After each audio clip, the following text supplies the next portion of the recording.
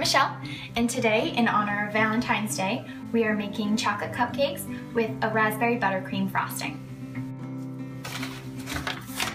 Start with our flour.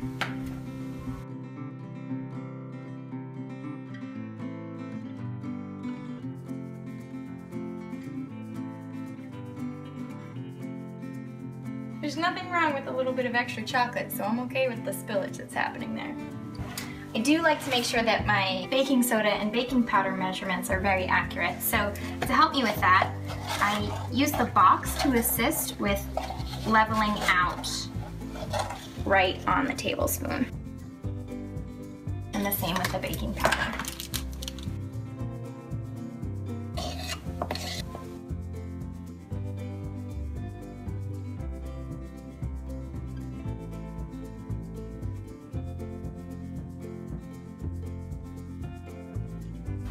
This recipe calls for a cup of strong brew coffee.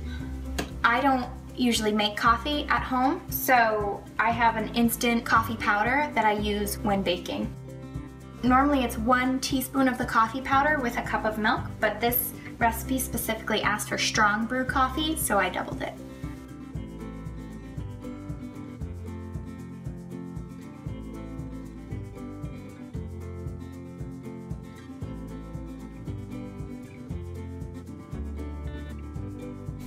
Okay, that's all mixed, ready to go. We see some bubble formings, which means our leavening agents are working. That's the baking powder and the baking soda. Now we are going to fill our cupcakes. I think it's really good. This is actually the first time that I'm using coffee in a chocolate cake recipe because Craig doesn't really like coffee. So to be nice, I've avoided it. I have had this strong belief that coffee will bring out the flavor of the chocolate. I was right. So if Craig doesn't like it, then too bad, more leftovers for me. After filling a couple of my cupcakes, I'm realizing that I want to add a little bit more flour to this. It seems super runny to me. Let's do that. And this is the part where I just wing it a little bit, and sometimes I get myself into trouble, but I'm just gonna go for a small amount and see how I feel about it. No, that's good. This is good.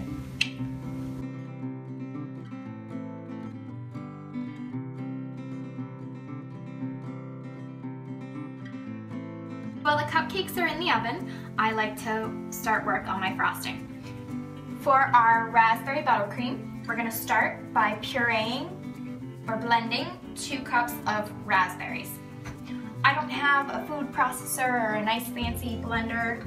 I have the Magic Bullet, and so far, for most of my needs, the Magic Bullet has done quite well.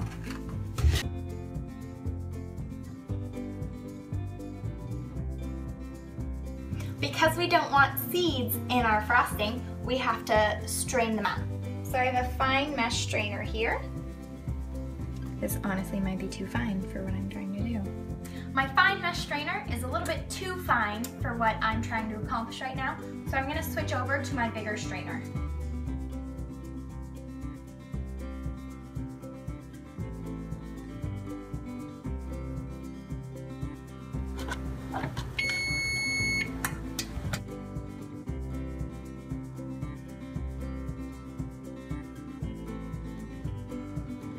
These are not ready yet. You want the knife to come out clean every time. Just from the look of it, it's very cakey but still sticky. I'm gonna add another 2 minutes.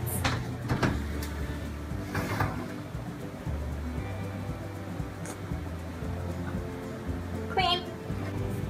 I let them sit in the pan for about 5 minutes, and then I'll take them off so that they can cool equally all around. And so our raspberries are actually now strained through. We are going to bring this to a boil, and then we will let it simmer for 2 to 3 minutes. Now that it's boiling, we are going to take our temperature down super low, and we're gonna let this go for another 2 to 3 minutes over the heat. These have sat in the pan for 5 minutes. The pan is cool to touch. Gently check. I have sampled the cupcakes. They taste delicious, and I just want you to take a peek at how fluffy they are. You can really see the air pockets in there. It's a really light cake. The chocolate flavor is very strong, but it's so light in texture. To continue with our raspberry buttercream frosting, we are going to beat up 2 sticks of butter.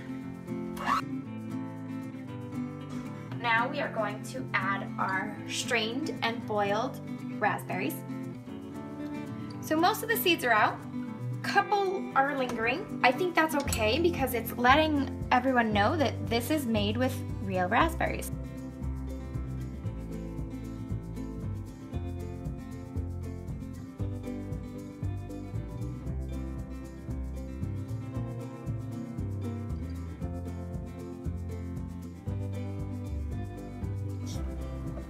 That's a sure sign that it's very thick. It starts kind of climbing up the spatulas.